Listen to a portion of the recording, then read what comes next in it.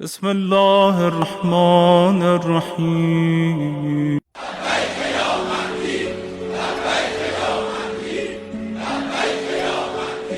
دین بدون امام زمان دین بی خطری است.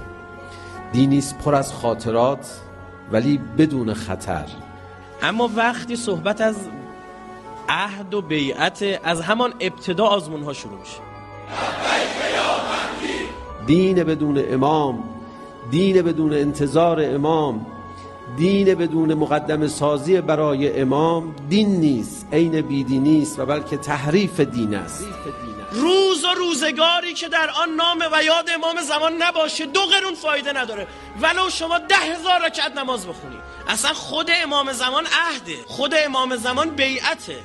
السلام علیک یا میثاق الله الذی اخذه و وکیل. دین بدون مهدویت مانند همان قرآن بدون علی ابن ابی طالب است که خوارج داشتن.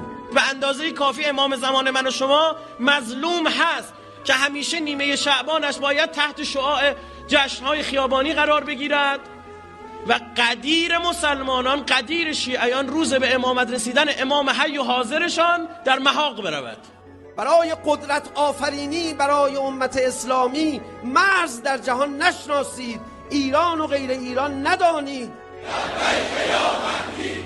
اون روزی که اگر دیدید مردم از تجارتشون زدن، از لهو و لعب زدن و اومدن سراغ شما، بدونید فهمیدن که شما مهمترین هستید.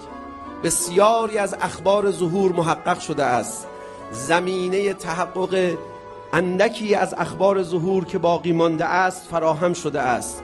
ما تجمعمان امروز یک تجمع تشریفاتی نیست. امروز دست امام زمان کجاست من بیام دست بزنم که تو دستش باش بیعت بکنم؟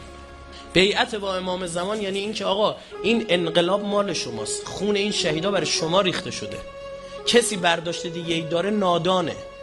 عهد یعنی این که من دائم مهیای ظهور باشم. مهیای ظهور بودن یعنی این امر تأثیر بگذاره در چی؟ در انتخاب رشته من، در انتخاب همسر، انتخاب شغل، انتخاب دوست. همه جا امام زمان حی و حاضر. خب همه چی رو با ظهور بسنجم. عهد با امام زمان یعنی این که پروراندن محبت حضرت تو دل. هر صبحمون ما باید عهد با امام حضرت تو دل.